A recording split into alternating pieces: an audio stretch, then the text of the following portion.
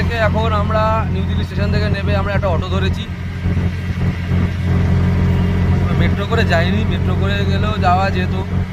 Metro করে গেলে 30-60 টাকায় আপনার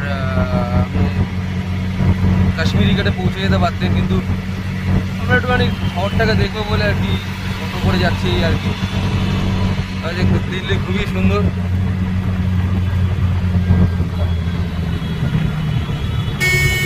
আমাদের অটো ভাড়া নিচ্ছে এখন 250।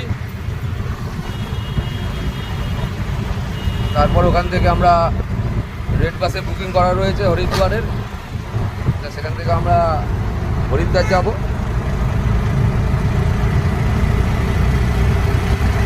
ঠিক আছে, আগে এখন যাই, গিয়ে পৌঁছাই, তারপরে গিয়ে আবার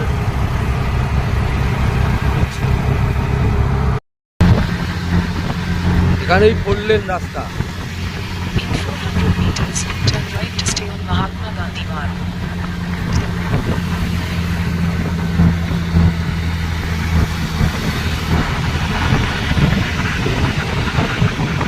দিল্লিতে নামার পর আমরা এখন 8 নম্বর গেট থেকে বেরিয়েছি মেট্রো স্টেশনের থেকে। ওখান থেকেই একটা বাস টার্মিনাস আছে, সেখান থেকেই 7 নম্বর 8 নম্বর প্ল্যাটফর্ম থেকে আমাদের আগে থেকেই একটা বাস বুকিং করা ছিল। সেই বাস বুকিং করা রয়েছে। আমার গিন্নি দাঁড়িয়ে রয়েছে হাতে ব্যাগ নিয়ে। এই হচ্ছে পুরো বাসটা আমাদের।